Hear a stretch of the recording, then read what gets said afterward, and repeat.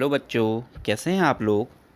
आज हम आपके सामने क्लास 8 साइंस का chapter 3 synthetic fibres and plastics लेकर आए हैं। आइए देखते हैं इस चैप्टर में क्या क्या है और ये चैप्टर हमें क्या क्या इन्फॉर्मेशन देगा। तो स्टार्ट करते हैं। The clothes which we wear are made of fabrics. तो जितने भी हम क्लॉथ्स वगैरह पहनते हैं वो किससे मिलके बने होते हैं? फैब्रिक से मिलके बने होते हैं। Fabrics are made from fibers contained obtained from natural और artificial sources। जितने भी फैब्रिक्स बने हुए होते हैं वो फाइबर से मिलके बने होते हैं। और फाइबर्स हमें कहाँ से मिलते हैं? या तो नेचुरली मिलते हैं, प्राकृतिक रूप से मिलते हैं, या फिर आर्टिफिशियल। आर्टिफिशियल मीन्स उसको ह्यूमन बनाता है, मैन मेड होते हैं वो। Can you name some natural fibres? क्या आपको पिछली क्लासेस के कुछ नेचुरल फाइबर्स के नाम याद है जो आपने क्लास 6 और 7 में पढ़े थे? एक बार याद दिला देते हैं आपको। कॉटन है, वूल है और सिल्क है। ये सब जो है नेचुरल फाइबर्स के एग्जांपल्स हैं। Fibres are also use for making a large variety of household articles. तो इन्हीं फाइबर से हम जो घर हाउस होल्ड आर्टिकल मीन्स घर में बहुत सारे जो सामान हम बनाते हैं वो इन फाइबर की हेल्प से बनाते हैं। Make a list of some common articles made from fibres. तो आप लोग एक लिस्ट बना सकते हैं जो जो आपके घरों में चीज़ें हैं और जो फाइबर से मिलके बनी हुई है।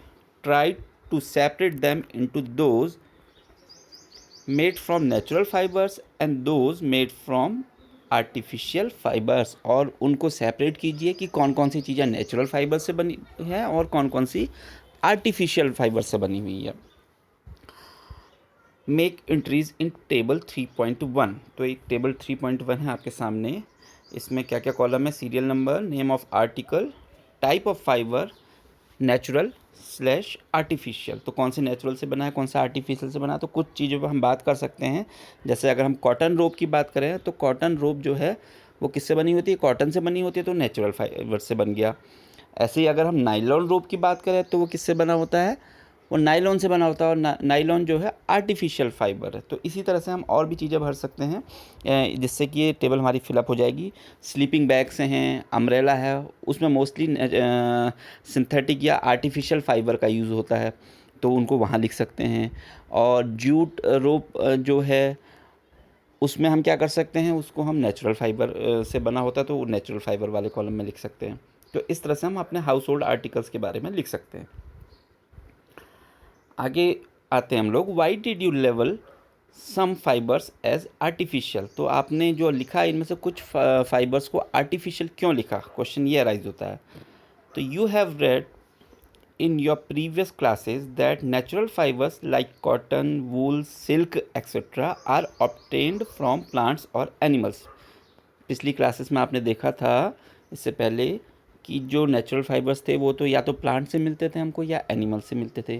प्लांट से कौन कौन से मिलते थे? कॉटन और जूट, ये तो प्लांट से मिलते थे। और एनिमल से कौन से मिलते थे? वूल हो गया, सिल्क, ये सब एनिमल से मिलते थे। तो ये सब नेचुरल फाइबर्स थे। The synthetic fibres on the other hand are made by human beings. जबकि जो सिंथेटिक फाइबर होते हैं वो किससे मिलके कौन बनाता है उनको? ह्यूमन बींग्स, मतलब हम लोग बनाते हैं उसको, आर्टिफिशियली बनाते हैं, वो नेचर में नहीं मिलते हैं। That is why these are called synthetic और मैन मेड फाइबर्स। इसीलिए इनको सिंथेटिक फाइबर या मैन मेड फाइबर भी कहते हैं। ये एक इंपॉर्टेंट क्वेश्चन यहाँ पर बन जाता है कि व्हाट आर सिंथेटिक और मैन मेड फाइबर्स। तो आप क्या लिखेंगे? The fibres made by human beings are called synthetic fibers। आगे है what are synthetic fibers। अब आखिर सिंथेटिक फाइबर है क्या, कैसे बनते हैं? तो इसको देख रहे हैं। Try to recall the uniform pattern found in a necklace of beads join with the help of a thread. आपने माला देखी होगी, तो माला में क्या होता है? एक धागा होता है और उसमें हम अलग अलग मोती डालते रहते हैं, उनको बीड्स कहते हैं, तो जिससे कि पूरी माला बन जाती है।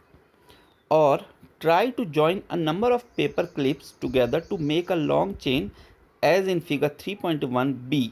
Is there any similarity between the two? देखिए एक यहाँ पर नेकलेस बना हुआ है, माला बनी हुई है, और उसके बगल में एक पेपर्स की क्लिप बना के उनको आपस में ऐड कर करके एक लॉन्ग चेन बना दी है।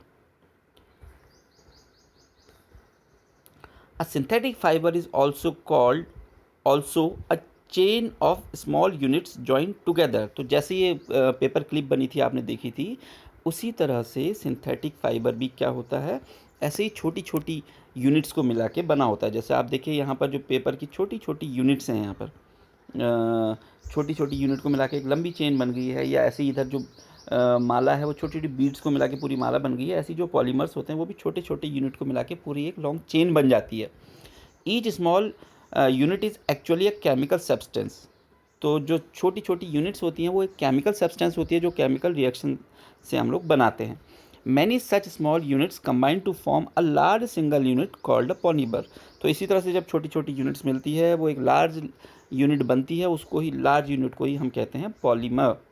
पॉलीमर भी इंपॉर्टेंट क्वेश्चन आता है कि व्हाट इज़ पॉलीमर, तो हम क्या कहेंगे कि many small units of a chemical substance combined to form a polymer। The word polymer comes from two Greek words। तो कहाँ से आया पॉलीमर, जो इस शब्द है ये ग्रीक, यूनान एक देश है वहाँ से ग्रीक से आया है। पॉली मीन्स मैनी, पॉली का मतलब बहुत ज़्यादा होता है, एंड मर मीन्स पार्ट और unit.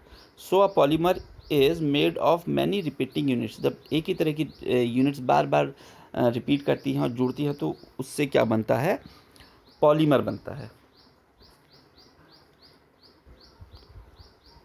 Polymers occur in nature also. तो पॉलीमर्स आर्टिफिशियली नहीं मिलते, नेचर में भी मिलते हैं।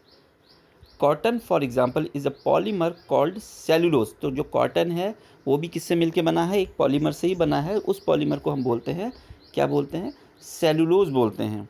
Cellulose is made up of a large number of glucose unit. अगर हम सेलुलोज के छोटे छोटे पार्ट्स करें तो हमें क्या यूनिट्स मिलेंगी, ग्लूकोज यूनिट मिलेंगी।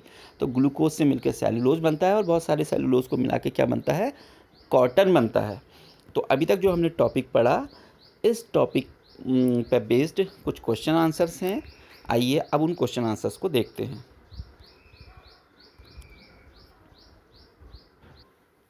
तो पहला क्वेश्चन है, व्हाट आर नेचुरल फाइबर्स।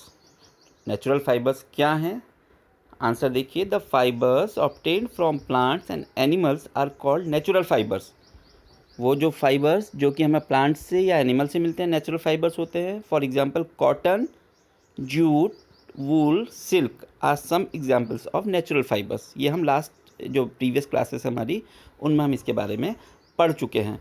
बगल में हमें एक फिगर नज़र आ रहा है, देखिए ये सिल्क फाइबर बनाने का एक मेथड है, जो कोकून जो होता है उसके चारों तरफ सिल्क का फाइबर रैप हो जाता है, लपेट जाता है, और उसको ही उससे हम निकालते हैं सिल्क को। तो अब सेकंड क्वेश्चन पे आते हैं, व्हाट आर सिंथेटिक फाइबर। अब सिंथेटिक फाइबर क्या है, आंसर देखिए। The fibres made by human beings are called synthetic fibres. ऐसे फाइबर जो ह्यूमन बींग यानी मैन मेड होते हैं सिंथेटिक फाइबर्स कहलाते हैं। इसके एग्जाम्पल कौन कौन है, rayon, nylon, polyesters are some synthetic fibre. तो ये कुछ एग्जाम्पल है सिंथेटिक फाइबर के। Question number 3, what are polymers. अभी हमने बात की थी, fibres are made of polymers. जो फाइबर्स होते हैं पॉलीमर से मिलकर बनते हैं। और पॉलीमर क्या, polymer are formed by small chemical substances. छोटे छोटे केमिकल सब्सटेंसेस जो आपस में जुड़ जाते हैं तो उनको हम क्या कहते हैं, पॉलीमर कहते हैं। नेक्स्ट क्वेश्चन है, right the polymer of cotton fibre. Cotton fibre किस पॉलीमर से बना है, तो cellulose is the polymer of cotton fibre. तो सेलुलोज जो है वो कॉटन फाइबर का पॉलीमर है। Cellulose is made of glucose. और सेलुलोज खुद किससे बनता है, ग्लूकोज से बनता है। नीचे कुछ different plants and it's fibre दिया हुआ है, देखिएगा आप। तो यहाँ पर नेचुरल फाइबर है लेफ़्ट में, और बीच में भी कुछ इसमें दिए हुए हैं। कॉटन फाइबर दिख रहा है, जूट प्लांट दिख रहे हैं, बहुत सारे हमें इसमें प्लांट नज़र आ रहे हैं। और साथ में ये टेबल है हमारे पास जिसमें नेचुरल फाइबर्स को प्लांट फाइबर और एनिमल फाइबर में सेपरेट किया है, और उनके डिफरेंट टाइप्स दिख रहे हैं हमको। तो इस तरह से जो अभी तक हमने टॉपिक पढ़ा उस पर बेस कुछ क्वेश्चन आंसर हमने देखे। उम्मीद है आपको समझ में आए होंगे। अब आपका काम ये है कि जितने भी आपने क्वेश्चन आंसर देखे इनको अच्छे से अपनी नोट बुक में इनको कॉपी कीजिए, और एक बार इस टॉपिक को दोबारा रिवाइज़ करके इन क्वेश्चन आंसर को फिर से पढ़िए और याद कीजिए। और इसके बाद अब जल्द ही हम आपके साथ इसका पार्ट 2 लेकर फिर से मिलेंगे। Thank you, bye bye.